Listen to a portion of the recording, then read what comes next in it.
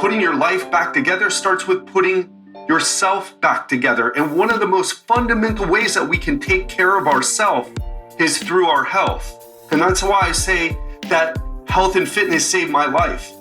It's why I became a coach. It's why I became a health advocate. It's why I started this podcast. What is up, my friend, and welcome to the Legendary Life Podcast. I'm health expert Ted Rice, coach to entrepreneurs, executives, and other high-performing professionals. And what we do here at Legendary Life is break down science-based information on how to lose fat, prevent disease, and live a long, healthy, legendary life. So if that's what you're into, you are in the right place. Click that subscribe button wherever you listen to podcasts so that every time one of my episodes goes live, you'll be the first to know. Let's move on to the episode. It can be so hard to look on social media and see profiles of people, posts of people showing how fit they are. And it can leave you with a little bit of FOMO, like maybe you're not good enough to get in shape. Like maybe there's something special about those people and you're not special enough to get in shape. Like those people had it easier than you and they don't have the lifestyle that you have. Now, sometimes that's true. For example, with actors, as like some of the superhero actors, Chris Hemsworth and some of the others, they literally get paid to get in shape. But maybe you thought that about me. Maybe you saw the thumbnail of this podcast and said, you know, that guy's probably got great genetics. He's probably got a great metabolism. He's probably got it kind of easy. And what I wanted to tell you is the story behind how I got into fitness and how I got into shape. Now, if you've been listening to the show for a while, you've heard this before, and I apologize because we're going to go through it again because I have a different spin that I want to share about my experience, a more updated version. And if you don't know me that well, over the past almost 23 years now, I've been privileged to work with many CEOs of multi-million-dollar companies, Fortune 500 companies, busy professionals. Sir Richard Branson called me a fit bastard when I worked with him. Robert Downey Jr., before his first Iron movie, worked with me when he spent time in Miami Beach. Ricky Martin, I forget exactly how long ago I trained Ricky, but before a tour, I helped get him in shape. And that's how a lot of people initially knew me. The celebrity to the rich, a celebrity trainer to the rich and famous. And more recently, I've been able to interview some of the greatest minds on health, fitness, wellness, longevity, personal growth on my podcast. And it might lead you to believe like, well, this is a guy who's, wow, he worked with celebrities. I mean, I don't even know any celebrities. Quite possibly you don't, even if you're very successful financially. And you may think, well, this guy has obviously had a very privileged life. But unfortunately, the truth behind how I got started is not so pretty. And people think like, hey, it must have been easy. You probably played a sport in high school. You're probably part of the popular kids, part of the jocks. Maybe you were on the football team or the basketball team. And the reality is, I was a rebel in high school. I skateboarded and did karate, neither of which were cool. I also had a lot of adversity in my life. My mother died when I was 14, right as I was going into high school. I ran away from home. My parents were alcoholics. And that was my dad and my stepmother. My biological mother had a severe mental illness and had to be institutionalized at times. Then, as many of you know, my brother was kidnapped and murdered when I was 19, and he was just a 9-year-old boy. Terrible story. I'm not going to go into the details, but if you haven't read about it, Google Jimmy Rice, Jimmyryce, my last name. And what a lot of people don't know is how I got into fitness was to deal with the tragedies. After my brother was murdered, especially, I was left adrift, not knowing what to do with myself. I dropped out of school. I was studying neuroscience or wanted to study neuroscience. I had just begun my time in college. I had no degree, no experience really. I worked in an orchid nursery. And most importantly, I had no hope. I was so broken because of what I'd been through. My whole family was broken. And I mean, in every way possible, physically, emotionally, spiritually, financially. I didn't have any money.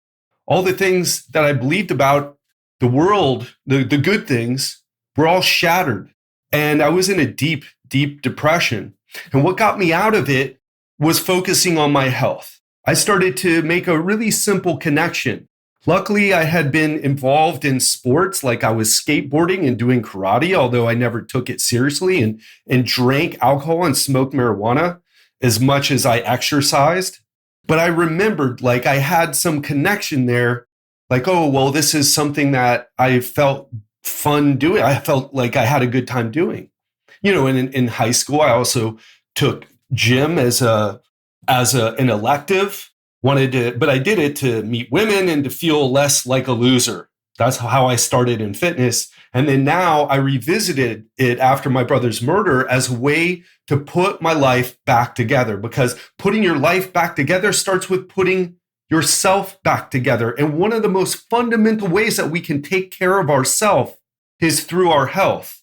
And that's why I say that health and fitness saved my life. It's why I became a coach. It's why I became a health advocate. It's why I started this podcast. And soon after, I became that fitness and health coach in Miami Beach, spending hours in the gym each day, training myself, training my clients. Always brings me back to that thing that Tony Robbins says, motion creates emotion. And kind of interestingly, I was just listening to a podcast earlier, Andrew Huberman, a neuroscientist at Stanford School of Medicine. And he was talking about how motion actually does create motion by its effects on dopamine. And I'll tell you, this is such a fundamental thing because so many of us were looking for the motivation to do things. But what I found is that we need to take action first. It can be such a hard thing to do. But that's why I come here every week on this podcast to help you make those shifts. Now, some of you are already exercising and some of you aren't. For those of you who are not exercising, maybe take some action right now. Maybe drop down and do some push-ups. Maybe do some squats. Maybe do both. Maybe hold a plank for a minute. Maybe do all three of those things that I just said. No, don't just listen and think about it. Just take action. Build a habit of taking action. And you'll notice right afterward that your physiology leads to healthier emotions. This is one of the most important things of getting unstuck. It's what I learned not just through academic studies from interviewing some of the world's best minds on health, fitness, personal development, but also in my personal experience, not just for me personally, but also in my professional experience. The thing, though, was that I got really into exercise, maybe a little bit too much into exercise. In fact, I took it up a notch from just working out in the gym and trying to get buff because I still felt some deep insecurity inside of me from all the things that I had been through. And then I didn't mention other things like I was bullied in school, more in junior high, less so in high school, because I was a really bad kid in high school. People were afraid to mess with me. They didn't know what I would be up to. Not everybody, though. I got picked on a bit, but less people for sure. And this insecurity drove me to seek out martial arts. So I started training Brazilian Jiu-Jitsu. I learned a lot about myself. I became a more confident person, not because I was kicking other people's butts, but I learned that I could get my butt kicked and I was going to be okay afterward. In fact, I got my butt kicked so much in Brazilian Jiu-Jitsu. I tapped out so many times that I learned, hey, I can tap out and I can keep going. They can beat me by points, but they can never beat me psychologically. And through this combination of strength training, Jiu-Jitsu training, I got in great shape. I got my brown belt in Jiu-Jitsu. Maybe one day I'll get my black belt. We'll see. And I was finally feeling myself again. I was training CEOs and millionaires in Miami, famous people. My clients were getting great results. And even Robert Downey Jr. even invited me to come hang out with him in LA. Unfortunately, I was too insecure to take him up on that. I got so nervous when he asked me. but I was still doing pretty well. And then something happened. I realized that I needed to build my business. I needed to work harder because I was spending so much time with my self-care, and some of my self-care wasn't really self-care. It was more like an addiction. It was more like a coping solution. And I've talked about coping so much on this podcast. I've talked about the two ways of coping. One, solving your problem. For example, if you don't, I'll just use my personal example. I really wanted to have a more successful business. I wanted to make more of an impact in people's lives, but I didn't know how to do that. And I wasn't successful at it, at least not at that time. And to deal with my frustration, I just went and worked out. But that's not solving the problem. That's emotional coping. These two ways of coping. Either you're solving the problem, you're struggling with your business, you're frustrated because it's not growing. Well, the answer is to stay with that and to find a solution. Well, I know that now, but at 24 years old, at 26 years old, at 28 years old, actually, I started Brazilian Jiu-Jitsu when I was 28. So it was in my late 20s and early 30s that I'm talking about now, even though I had some frustration in my early 20s as well, earlier 20s as well. But I knew I had to do something different. And so I finally made that shift over to, okay, I need to stop working out so much. My joints are aching. I'm having trouble sleeping. I mean, I'm ripped, but I'm starting to feel worse. I'm starting to break down. And on top of that, my business, I'm taking too much time to train, and I'm not spending enough time growing my business. And you may relate to this. Maybe you weren't doing jiu-jitsu, but maybe you've been putting more time on your business or growing your career, growing your business, getting your executive MBA, having kids. Maybe it's more relationships that have added some challenge to your life to get in shape, some obstacles to getting in shape. You had a family, you have a newborn, not sleeping well. So I knew I needed to change something. One of the things that I didn't realize then that I now know looking back is I had too many negative thoughts about myself and about how to get in shape. I also had a lot of bad beliefs, incorrect beliefs. Bad's not a good enough word or accurate enough word. They were incorrect. I had a low sex drive. I thought it was because of my age, but I was in my early 30s. That didn't make any sense. I thought it was maybe I hurt myself with all the partying I did in Miami Beach. I mean, hey, I was training rich people and club owners, restaurant owners, celebrities. I've taken shots of Patron with Russell Simmons. I've had a conversation with Gary Busey over dinner at the Forge restaurant in Miami Beach. Don't even know if that's there anymore, but a very famous restaurant. And I thought maybe all that partying had done something to me. I mean, it makes sense, right? That can't be healthy. And certainly it wasn't. And I believe that I needed to eat a very low carb diet. I was crazy with my diet, crazy strict. And I thought like, okay, if I did short, crazy workouts, intense workouts, that I didn't need to do longer workouts because it was really about, how hard I could go. And what I did in between my workouts didn't really matter. So if I laid around, that was fine because in fact, I didn't want to get up that much. Because if I moved around too much in between workouts, I would be burning off muscle. So I better stay on the couch. And as I began to back off the workout schedule with weights and BJJ and started doing more of the things that I'm talking about here, eating low carb and doing the short, intense workouts, I got fatter.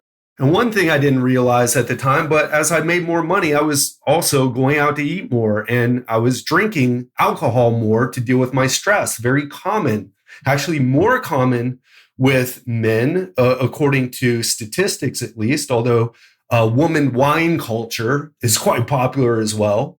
And then more tragedies happen that really put things in perspective. In the span of a few years in my early 30s, my stepmother died of a heart attack. She was obese, she was an alcoholic, and she left my father behind. And my father, who thought he was going to die before her, he was devastated. Ended up putting a lot of things on my life, a lot of things that I was working on hold to be there for him, to support him emotionally. A few years after that, my sister committed suicide. My father and I were the only ones left in my family, and we were devastated. And I hit rock bottom again, just like I did after my brother died. After that, I knew I had to turn myself around again. And it couldn't be just going to Brazilian Jiu-Jitsu and beating myself up with exercise. I was going to have to do things differently. I knew I also had to keep growing my business because my family was struggling financially. My dad was struggling financially. He was struggling to work. He was struggling to deal with the loss of his wife and then my sister. Oh my gosh, he had been through so much. I needed to figure out a way to be healthy, both physically and emotionally with my approach. Otherwise, and this is the key word here, folks, it wouldn't be sustainable. And so much of what we try isn't sustainable. In fact, someone told me today they went on an extreme keto diet and they lost some weight. And guess what? They gained half of it back, which actually isn't that bad because so many of us, we gain all the weight back and then some. But how about what if we could do something that could get us to where we wanted to be weight-wise and it wasn't extreme?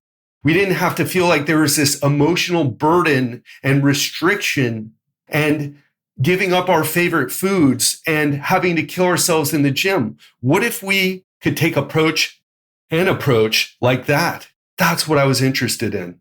That's when I started to look for a better solution. And then I literally spent thousands of hours delving deep into the latest research on fitness, fat loss, and especially as I was getting older, muscle building on longevity. Because one thing that happens as you get older is that things that work for you in your 20s don't work for you in your 40s and 50s. And what I ended up learning was hard on my ego. And it wouldn't be an exaggeration to say that most of what I believed, as I talked about earlier, was just wrong.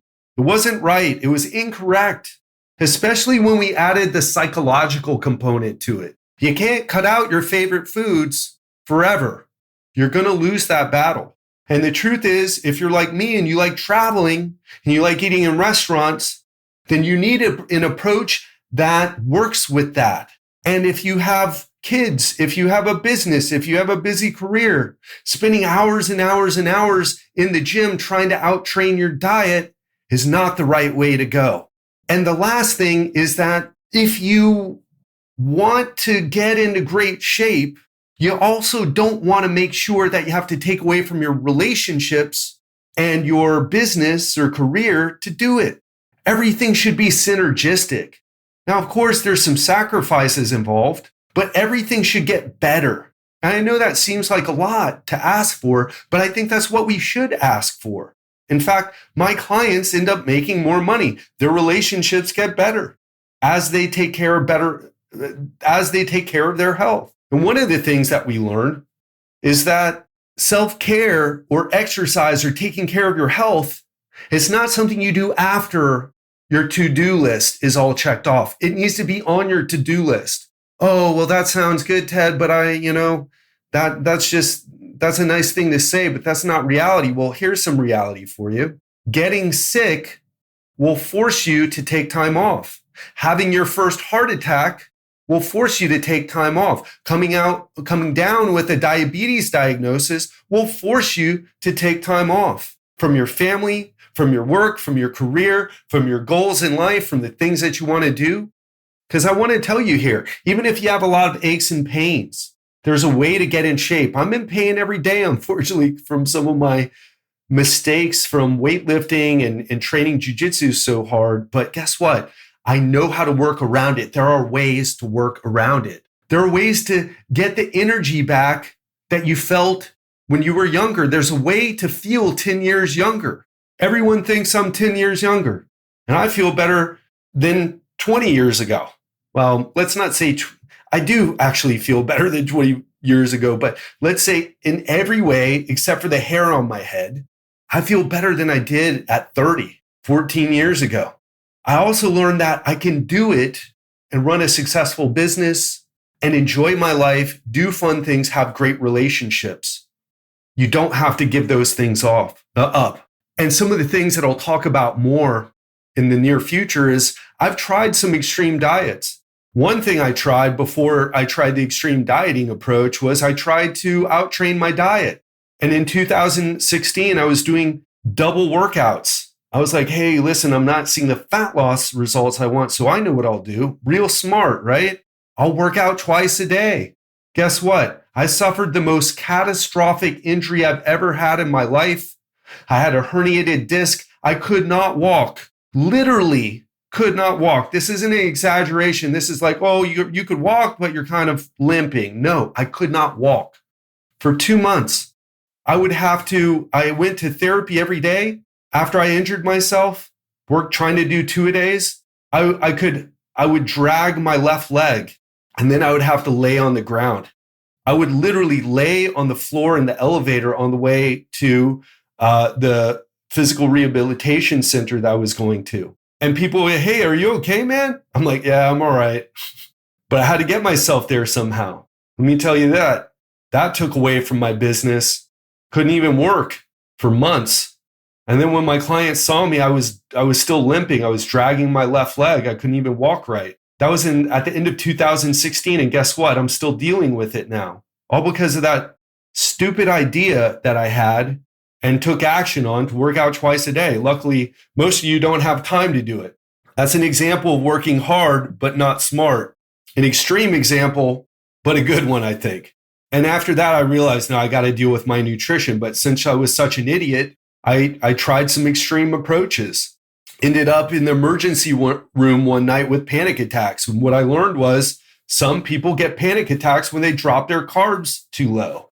Might have something to do with the serotonin, carbohydrates creating serotonin in your brain. Nobody was really quite sure what had happened, but I was having panic attacks. It was horrible. Cost me money, cost me time from my work.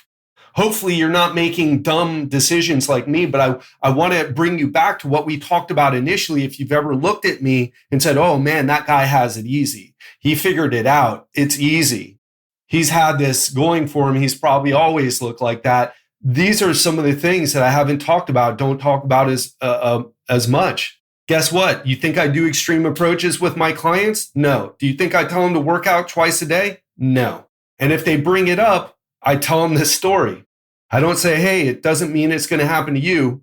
But what I am saying is a bad idea, and it doesn't have to be there that way. There is something in between what you're doing now and that extreme approach, something in between, something that a lot of high performers don't like, unfortunately, but a more moderate approach that gives you great results, but you got to be more patient and you got to be smarter. You know, I eventually hired a coach to help me in 2019, and I've been a coach for a long time.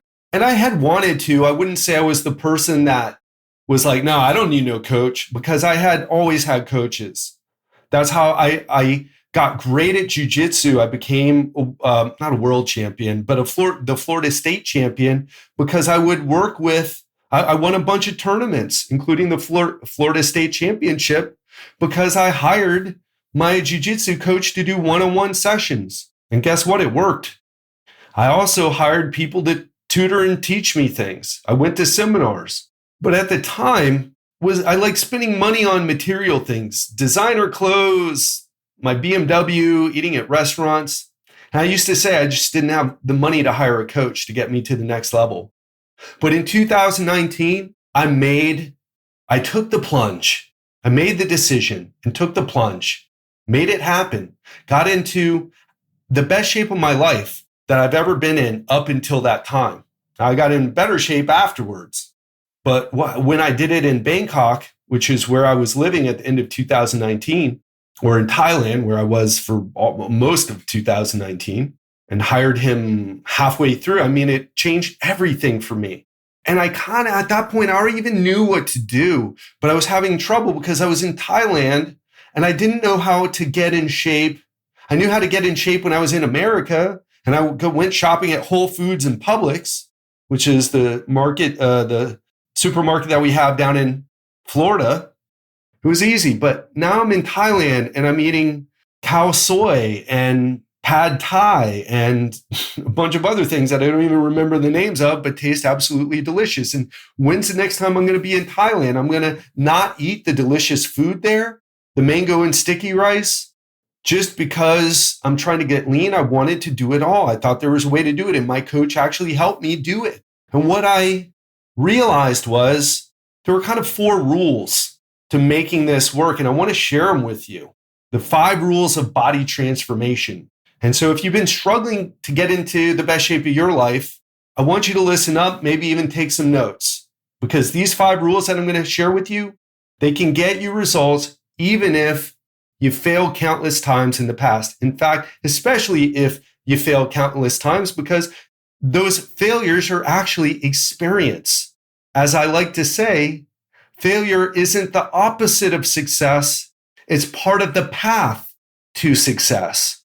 So rule number 1 is I changed my limiting beliefs. No more extreme approaches. Work smart, not hard. Hire a coach instead of trying to figure it out all on my own. Even though all the information's online, I didn't know how to put that information together. And I've been trying for years. And this is all I eat, breathe, sleep this stuff. Wasn't able to figure it out. I got little bits and pieces. Let me know if this sounds familiar. Little bits and pieces, maybe 1% better here, 3% better there. But I was never able to transform myself and achieve the results that I knew I was capable of achieving. Number 2, learn the truth about nutrition. Men lie, women lie. The number of calories in your ribeye steak or in your Ben & Jerry's Netflix and chilled pint of ice cream, those numbers, they don't lie. Nutrition influencers lie, or they're just ignorant. Carbs make you fat. Fat makes you fat. Seed oils make you fat. Even if you cut calories from every other thing, if you eat even a teaspoon of seed oils, if you do everything right, but you have a banana, it has carbs in it, it's going to ruin everything. It's nonsense, totally wrong. But the numbers, the calories, the macros, learning how to use foods that satiate my appetite. I've talked about the satiety index many times here. So learning the truth about nutrition, learning how nutrition really works. Number 3, lift weights with progressive overload. Oh yeah, I lift weights. Okay, cool. But so many of you are doing the same weights that you did last year, which are the same weights that you were using the year before. If you want to make progress, you got to progressively overload, progressively challenge yourself, and you've got to do more reps. You've got to do more weight, no matter what your goal is. Well, I don't want to get too big. Don't worry, you won't. It's incredibly difficult to get big. And a lot of what you think is mass is actually just covered up by your body fat. And you have way more body fat on you than you realize. If you're not ripped, if you're not seeing veins on your abs, you got way more body fat than you realize. It's one of the most humbling experiences. So lift weights, build muscle, push yourself. You'll actually get leaner. Now, rule number 4, get in steps or do cardio. You don't have to do cardio. It has some health benefits when you push yourself a little bit harder. Steps are good too, but you need to move your body in between your workouts. That's what I should say. Rule number 4 is you got to move your body in between your workouts. If you're sitting in a chair for 8 hours a day, 5 days a week, or maybe even 7 days a week, those 3 hours that you spend in the gym, they're nowhere near enough. In fact, you get better results from just doing a 30-minute walk every day and doing shorter workouts, or maybe even 2 workouts instead of 3. You got to move. There's no way around it. Rule number 5, manage stress. We talk about managing stress, but so many of us don't even think that we are stressed. But we have sleep problems. We have irritability problems. We get triggered by social media.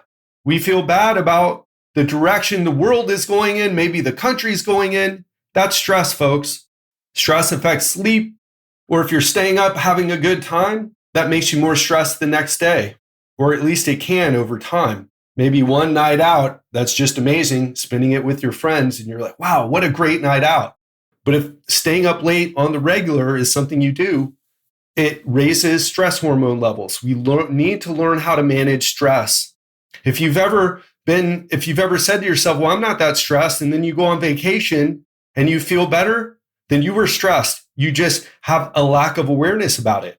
And the problem with stress is that not only does it affect your sleep, just as sleep affects stress, but stress drives emotional eating. So does lack of sleep. Managing stress is key to breaking the cycle. If you're good at the beginning of the day and you start your day right, but by 5 o'clock, after putting out so many fires in your business or your job, you don't have any other energy and you need a drink after work, you're coping because of the stress.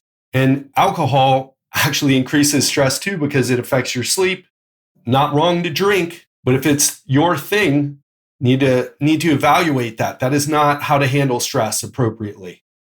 So I was like you, as you can see. I've made mistakes and gone to extreme with nutrition, with exercise. But now I get and stay lean while eating the foods I love. I have a workout program that makes me feel good, gives me results. My joints don't feel beat up. I feel great. Not all the time. I mean, my dad died last year. Sometimes I feel pretty bad.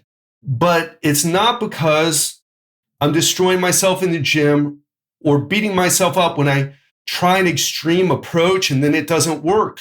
I feel confident about the next 10 to 20 years because I know I've got this handled. I'm actually getting better, especially as I'm pulling away from what happened last year. And I've got the energy and focus to run my business. I don't do martial arts every day, but I do it a couple times a week. I go scuba diving. I started taking up kite surfing in Brazil, although I'll tell you, it's a little bit more of an extreme sport than I realized. And I'm most importantly showing up for the people that I love in my life. And I wish someone told me this 20 years ago. It's one of the reasons why I'm so passionate about what I do now. I wish someone told me calories matter the most for fat loss. And tracking calories is the best way to lose fat while eating what you want. You don't always have to track, but you got to get some idea of what you're eating because right now you have no idea how many calories were in the last meal. Was it 1,500? You don't know. Was it 500? You don't know. Was it 700? You have no idea. How many grams of protein you eat every day is super important for fat loss and looking your best. People told me protein was important, but I thought that meant steak and protein powder. Ribeye steaks, almost 50% fat, folks. That's not a great source of protein. Another thing I wish someone told me is learning what foods help with hunger is crucial because you know what? The calories in, calories out thing, that's the mechanism through which fat loss happens. But the way it shows up for us, the way it shows up for me and you is in hunger. You need to know how to handle your appetite.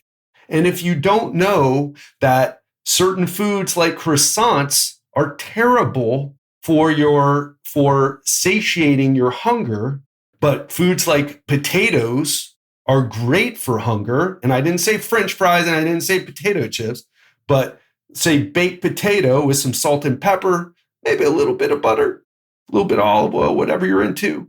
They're great for hunger.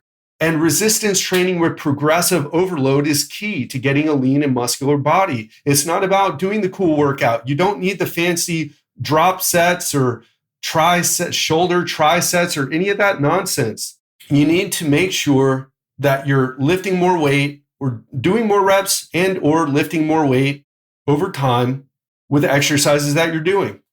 And how do you do that? Well, you track your workouts. I hope you're seeing a key here, tracking your nutrition, tracking your workouts. I tracked my workout today. It's one of the most powerful things you can do. I wish someone told me, hey, improve your sleep quality, fix your sleep because it's going to make it so much easier to have the energy you need and to avoid cravings. And tracking your sleep with an Oura Ring, if you're really struggling, can change the game for you. And I've got my Oura Ring on right now. I wear it every day and every night. Only take it off to charge it. It tracks my steps during the day. It tells me what my resting heart rate is and how I slept the night before during the night. Also, dealing with emotional issues is crucial. I don't want to go too deep with this, but this is really the key. So much of what we do is coping for something that happened to us many, many years ago.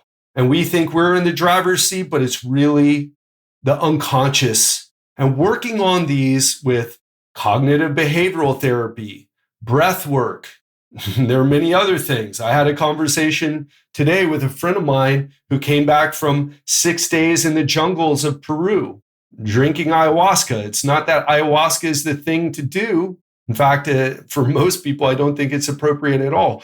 But what is appropriate is to deal with the deeper issues, because emotions get stuck within us. That's why you get triggered so easily. That's why you get so angry at yourself when you can be successful in making money, but for some reason trying to handle your health, you're not successful and you think you're a loser. And it makes you question if you're a winner in other areas of your life, because if you can't win with your health, I mean, is this success in other areas of your life, or is it even real? I had a client share that with me once. It was really enlightening to hear that. Also, setting realistic expectations is huge. There's a thing called reward. Oh, let me try to remember it so I don't mess it up here. It's called reward prediction error. We'll talk about this on another podcast, but basically it's if you have an expectation about what the weight on the scale should be before you step on it, and then you see that it's higher because there is some natural fluctuation up and down with a fat loss journey. It looks more like a stock market going up and down, hopefully, trending down. But even with the trend down, it sometimes is hard to deal with. But if you expect the ups and downs, you're okay. But so many of us, let me know if you resonate with this. You step on after doing quote unquote everything right. And maybe you were doing everything right. But guess what? You still have some fluctuation. And then you're like, you get a case of the fuck it's. Like, fuck this. Forget it. I'm done. And you give up. These are the things that people don't talk about enough. They got us choosing foods that are healthy instead of learning about calories. Now, healthy foods are important. I'm not, there are people who have lost weight drinking nothing but beer, eating nothing but off the menu at McDonald's. Can't think of anything worse than that. The McDonald's diet guy. There's the Twinkie diet guy. Mark Hubbard, the nutrition professor who lost like 30 or 40 pounds drinking protein shakes and eating Twinkies and Little Debbie food cakes. But guess what? Calories are the king when it comes to fat loss. Yes, your healthy choices matter from a micronutrient perspective, from a macronutrient perspective, but calories are the king. What that means is not to eat junk food or go on the McDonald's diet. What it means is make healthy choices, but understand if you're eating that couple tablespoons of guacamole was 150 calories, and that was before your dinner. Those handful of nuts were 200 calories, and that was before dinner. That trail mix that's so healthy was 250 calories, and that wasn't even a meal. You're still hungry after. So choosing foods that are healthy is important, but if you don't understand the calories, then you're going to be lost. And you're going to be like, I do everything right. I eat healthy foods, and yet I'm still not losing weight. There must be something wrong with my metabolism, my hormones, my age, pre-menopause, post-menopause, low testosterone. The list goes on. It's none of those things, folks. And working too hard in the gym, thinking that you can out-train your diet, it's not going to happen. You're not burning as many calories as you think in the gym. Thinking that stress and sleep don't matter that much. Not saying you can't lose body fat if you're a bit stressed and sleep deprived. I was sleep deprived in Bangkok when I got super lean, but I wasn't that stressed. I was having a good time. I just happened to be taking calls at weird hours, but I was loving life. And buying expensive supplements, thinking that there's some supplement that if you just take the supplement, it's going to make things change. Doesn't exist. I've experimented with more supplements than you have. I guarantee it. There's no way you could out-supplement me. I still take a lot of supplements, but they're for a health perspective, not and like an optimization perspective. I know none of them are going to help me lose fat. Following gurus and influencers in the trendiest things.